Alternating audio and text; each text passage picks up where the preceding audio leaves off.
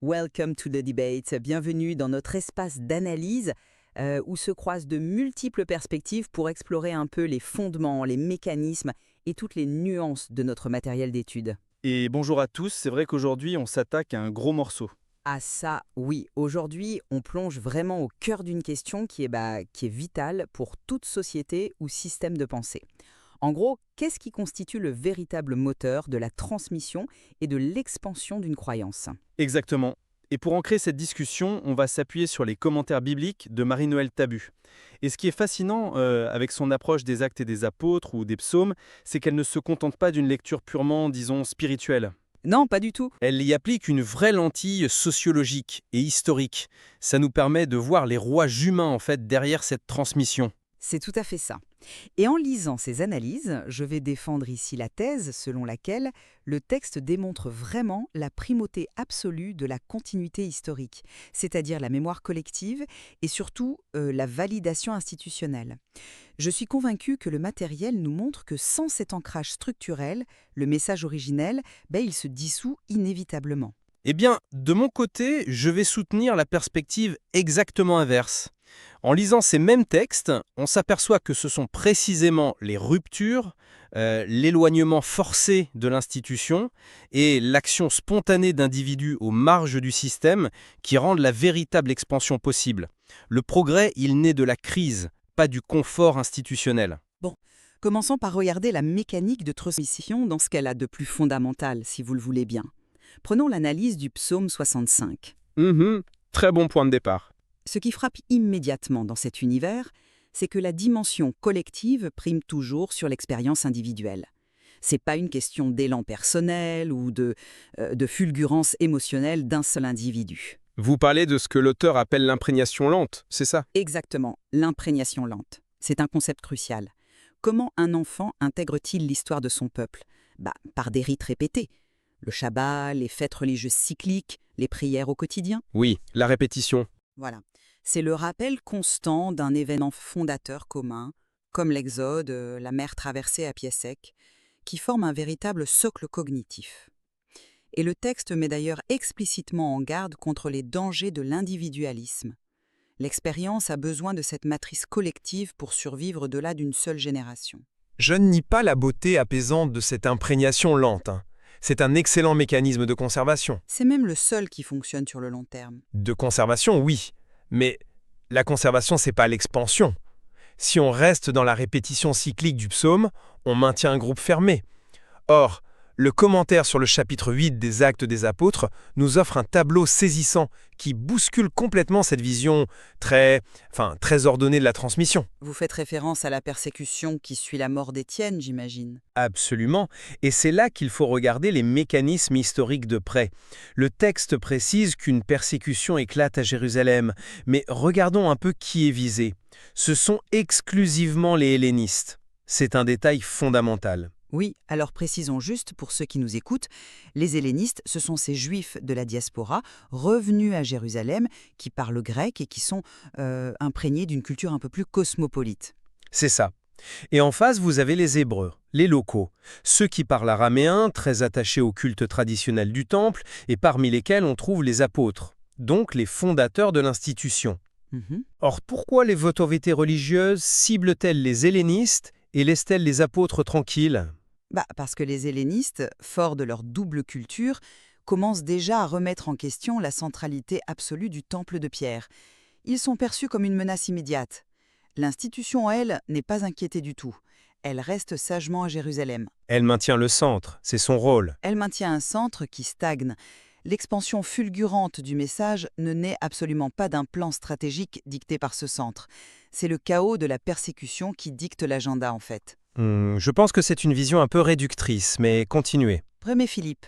Le texte nous dit que c'était un homme préposé au service matériel, le service des tables. C'est pas un haut dignitaire. Et pourtant, poussé hors les murs par la violence, c'est lui, aux marges de la hiérarchie, qui va oser prêcher en Samarie, ce qui est un acte de transgression majeur, on est bien d'accord là-dessus. Majeur, oui. Les Juifs et les Samaritains se voient une haine viscérale depuis des siècles. L'institution de Jérusalem n'aurait jamais, mais alors jamais, osé envoyer une mission officielle sur ce terrain miné. C'est cet électron libre fuyant pour sa vie qui brise la barrière culturelle. Le progrès naît de l'initiative individuelle. D'accord, d'accord. C'est une lecture très séduisante de l'action de Philippe. Mais je trouve qu'elle s'arrête exactement là où le texte, lui, devient le plus intéressant. Ah oui? Comment ça? Vous célébrez cette étincelle périphérique, et elle est réelle, je vous l'accorde. Mais comment le texte décrit-il le résultat immédiat de cette évangélisation? Il est écrit avec une précision vraiment chirurgicale que l'esprit n'était descendu sur aucun d'entre eux. Ils étaient seulement baptisés. Bon, ça ressemble à première vue à un détail technique. Ah, je vous arrête tout de suite, c'est pas du tout qu'un détail technique. C'est le cœur du mécanisme. Pourquoi cette incomplétude de l'initiative individuelle, à votre avis? Allez-y, donnez-moi votre théorie. Si l'action de Philippe se suffisait à elle-même, le processus aurait été complet sur le champ. Or, il faut impérativement que Pierre et Jean, les piliers de l'institution, fassent le déplacement depuis Jérusalem pour imposer les mains. L'étincelle ne suffit pas.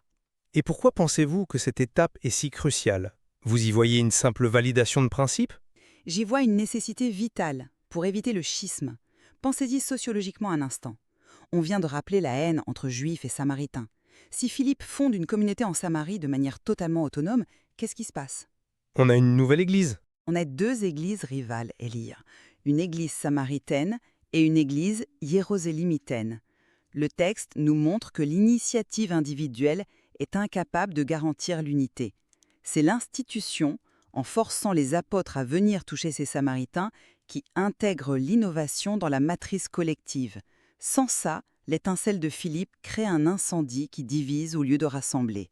Je comprends parfaitement la logique de cette lecture. L'idée d'éviter un schisme est un point fort, c'est indéniable. Néanmoins, je pense que ça inverse complètement la dynamique causale que le texte nous dépeint. C'est-à-dire? Vous présentez Pierre et Jean comme les architectes d'une unité savamment pensée.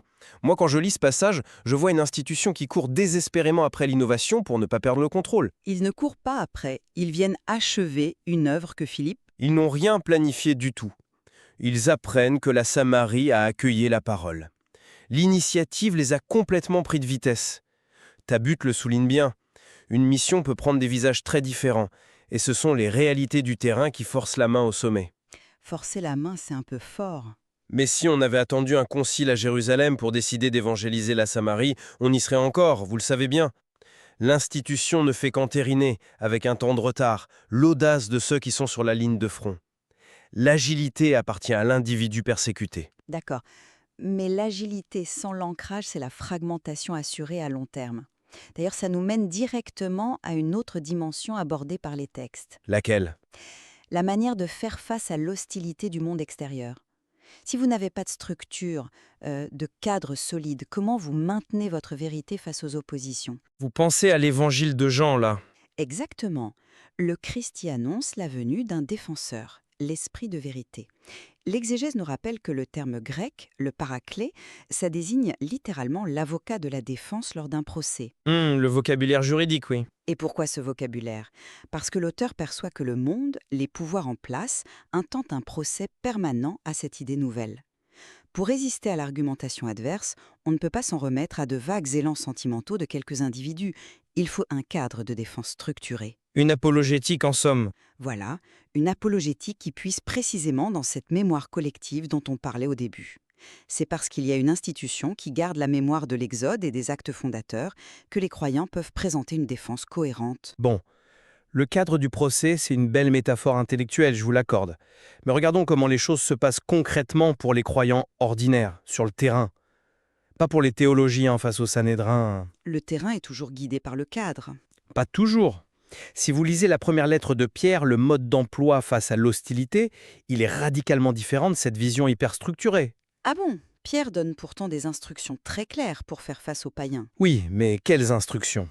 Face aux vexations, la méthode prescrite, c'est pas de convoquer un grand tribunal intellectuel ou d'ériger un mur institutionnel. C'est un comportement purement individuel, basé sur, je cite le texte, la douceur et le respect. Ce qui n'exclut pas une appartenance à une structure commune. Non, bien sûr, mais la dynamique est fascinante. Le commentaire met en lumière cet adage profond, ne parle que si on t'interroge, mais vit de manière à ce qu'on t'interroge. C'est une stratégie de transmission par contamination organique. Par contamination, carrément. Oui, complètement décentralisée. On n'est pas dans un programme dicté par un bureau de communication à Jérusalem, là. On parle d'individus dispersés dont la rectitude au quotidien finit par faire honte à ceux qui les calomnient. Hmm. C'est la transformation silencieuse du tissu social par le bas. L'individu, par l'authenticité de son témoignage intime, retourne l'hostilité en curiosité. Et ça, la grande structure formelle, elle n'a absolument aucune prise là-dessus. Je saisis bien le charme de cette approche organique, vraiment. Mais je crois qu'isoler ce comportement individuel de la source qui le nourrit, c'est une erreur d'analyse. Une erreur, carrément. Oui, d'où vient cette force intime qui permet à l'individu de vivre avec cette fameuse douceur face à la haine? Elle ne sort pas de nulle part. Elle est générée et entretenue par sa communion au reste du corps. Vous direz donc que sans l'institution, cet individu s'épuiserait. Pire que ça, il disparaîtrait. D'ailleurs, la réflexion de l'auteur fait un diagnostic extrêmement lucide sur notre époque contemporaine. Sur la crise de la transmission, Exactement. Pourquoi observe-t-on aujourd'hui une telle crise, que ce soit pour la foi ou pour d'autres grands héritages culturels? Le texte l'identifie clairement. C'est la perte de la vie collective.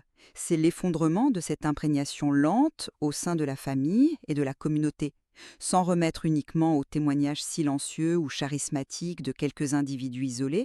C'est comme priver un corps de son système immunitaire. waouh, l'analogie est forte. Mais elle est juste. Une cellule isolée peut être très saine, très résistante face à un virus. Mais sans la mémoire immunitaire du corps entier, stockée par le système, la première infection systémique emporte tout. L'histoire nous montre que les fulgurances individuelles, elles finissent souvent dans la tombe de leurs auteurs. Ce qui survit au siècle, c'est le système immunitaire du groupe, sa mémoire institutionnelle. L'échec actuel de la transmission prouve bien que l'évaporation du message dans notre individualisme moderne est profondément mortifère. Sans le tissu collectif, l'individu finit toujours par être absorbé par l'esprit de son temps. Alors, je vous rejoins sur un point. L'individu isolé face à l'usure du temps, c'est vrai qu'il est d'une grande fragilité. Et l'image du système immunitaire est très parlante. Mais, parce qu'il y a un mais, il y a une ironie suprême dans cette mémoire institutionnelle que vous chérissez tant. Je vous écoute. Avez-vous remarqué qui ce système choisit de retenir et de vénérer à travers les siècles ? Le corps apostolique, les saints, les martyrs. Exactement. Il vénère paradoxalement des marginaux, des figures de rupture. Reprenons Étienne, par qui la persécution et l'expansion arrivent en premier lieu. C'était pas un bureaucrate du temple. Non, bien sûr. Il était un empêcheur de penser en rond. Quelqu'un qui est sorti du rang pour pointer du doigt les hypocrisies de son propre système. Et il l'a payé de sa vie. La réalité de la mécanique institutionnelle, c'est qu'elle finit invariablement par fossiliser le message, par le calcifier, si elle n'est pas régulièrement secouée par l'anomalie individuelle. Mais l'institution s'adapte, oui. C'est ce que je disais avec Pierre et Jean en Samarie. Elle ne fait pas que s'adapter, elle récupère. Elle a besoin d'assimiler a posteriori ces figures de rébellion pour se donner l'illusion du dynamisme. Sans la provocation d'Étienne, sans la fuite de Philippe, le groupe initial serait fort probablement resté une petite secte juive locale. Vous allez un peu vite en besogne, là. Mais c'est vrai, confiné géographiquement, à ressasser une antique querelle sur l'interprétation de la loi. L'institution, elle tend naturellement à la stase, vers la préservation de son petit confort. Ce sont les événements chaotiques et l'audace de ceux qui n'ont plus rien à perdre qui forcent l'idée à déborder. Vous parliez du système immunitaire tout à l'heure. Eh bien, les anticorps ne se créent que lorsqu'il y a une exposition au danger extérieur. Le centre conserve, certes, mais c'est l'anomalie à la périphérie qui féconde véritablement le système et le maintient en vie. C'est un argument extrêmement perspicace, je dois l'admettre. Et je vous concède volontiers cette dynamique de l'anomalie. C'est vrai que les périodes de turbulence et les initiatives radicales qu'elles suscitent, ça force l'institution à repousser ses propres limites. On est d'accord là-dessus. La sortie vers la Samarie est indéniablement un point de bascule. Néanmoins, si on prend un peu de hauteur pour synthétiser tout ça, je maintiens que ce catalyseur périphérique n'est pas le véritable socle de l'histoire. Vous maintenez donc la primauté de la structure. Absolument. Car le texte, en s'attardant longuement sur la validation minutieuse de Pierre et Jean, sur la nécessité incontournable d'une défense structurée face au procès du monde, tout ça met en lumière une réalité têtue. Seul le tissage patient d'une matrice collective empêche l'énergie de se dissiper. L'étincelle charismatique peut déclencher le mouvement, oui, mais l'individualisme pur mène inévitablement à l'amnésie. L'institution, avec toutes ses lourdeurs, elle demeure l'ancre qui empêche le navire de se fracasser à la première grande tempête sociétale. Eh bien, c'est une synthèse très solide. Pour ma part, tout en reconnaissant qu'une encre est indispensable pour ne pas sombrer, je conclurai en réaffirmant que l'essence même de l'expansion qu'on a étudiée dans ces commentaires, elle repose sur le paradoxe des frontières. Le paradoxe des frontières, oui. La sécurité institutionnelle n'a généré qu'une forme de paralysie initiale. C'est vraiment l'affranchissement douloureux des vieux clivages par des électrons libres qui rend le message contagieux. La méthode de la douceur et du respect, c'est pas un manuel de procédure, c'est une assesse personnelle, exercée dans la solitude de la confrontation au monde. L'histoire de cette transmission est fondamentalement écrite par des ruptures fécondes. Au terme de cet échange, il apparaît clairement que nos sources mettent en lumière une interdépendance fascinante entre ces deux forces. D'un côté, le mouvement de centralisation de l'institution, qui enracine et protège la mémoire, Et de l'autre, la force centrifuge de l'individu qui, poussé par les vents de l'histoire, propage l'idée bien au-delà des zones de confort. c'est une respiration constante en fait. Et c'est ce qui rend l'étude de ces textes fondateurs si captivante pour comprendre les mécanismes de notre propre société. Tout à fait. Et nous remercions nos auditeurs d'avoir suivi cette réflexion avec nous. L'objectif, bien sûr, c'était pas de trancher définitivement aujourd'hui, mais plutôt de vous inviter à explorer par vous-même la profondeur de ce matériel. En définitive, pour reprendre notre image initiale, si une étincelle a besoin d'un foyer stable pour ne pas s'éteindre, la cathédrale la plus majestueuse a elle aussi un besoin vital du feu des individus pour s'éclairer de l'intérieur, de peur de ne rester qu'un froid tombeau de pierre. Merci à tous et à très bientôt pour une nouvelle analyse.